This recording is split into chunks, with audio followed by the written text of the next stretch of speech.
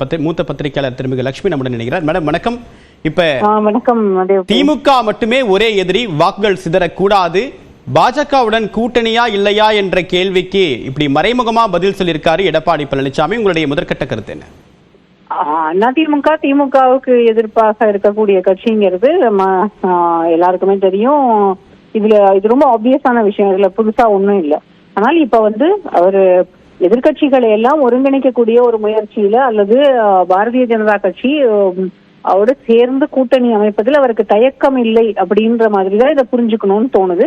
பிஜேபியோட ஒரு கூட்டணி, பிஜேபி, PMK, விஜயகாந்தனுடைய கட்சி, அதிமுக, இவங்க எல்லாரும் ஒரே தேசிய ஜனநாயக கூட்டணி என்கிற பெயரிலோ அல்லது அதிமுக தலைமையிலோ ஏதோ ஒரு கூட்டணியாக இருந்தா கூட அது ஒரு ஃபார்மிடபிள் அலையன்ஸா தான் இருக்கும் அப்படின்னு நான் நினைக்கிறேன். ஏன்னா அதிமுகவுக்கு இப்போது இந்த எலெக்ஷன் ரொம்ப குரூசியல். அவங்க ஒரு கூட்டணியில இல்லாம போனாங்கன்னா மீண்டும் அந்த தோல்வியவே ரிப்பீட் பண்ணக்கூடிய ஒரு சூழல் வந்துடும்.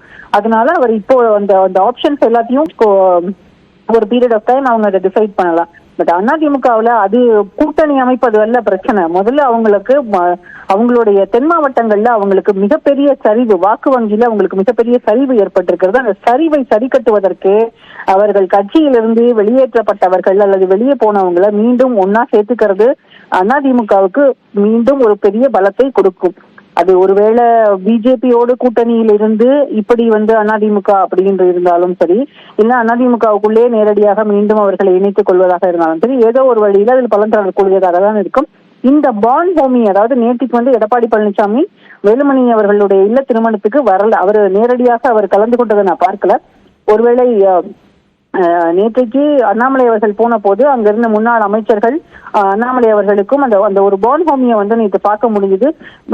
கட்சியில இருக்கக்கூடிய செகண்ட் ரேங்க் லீடர்ஸ் எல்லாருமே மீண்டும் பாரதிய ஜனதா கட்சியோடு கூட்டணி அப்படிங்கறதுல அவங்களுக்கு எந்த விதமான நெருடலோ அல்லது தயக்கமோ இல்லை அப்படிங்கறத நேற்று இருந்த அந்த பான் ஹோமி வெளிப்படுத்தினுச்சு. அது அதிமுகவுக்கும் நலன் பயக்கக்கூடியதாக தான் இருக்கும்னு நான் நினைக்கிறேன். உங்களுடைய கருத்துக்களுக்கு மிக்க நன்றி லட்சுமி.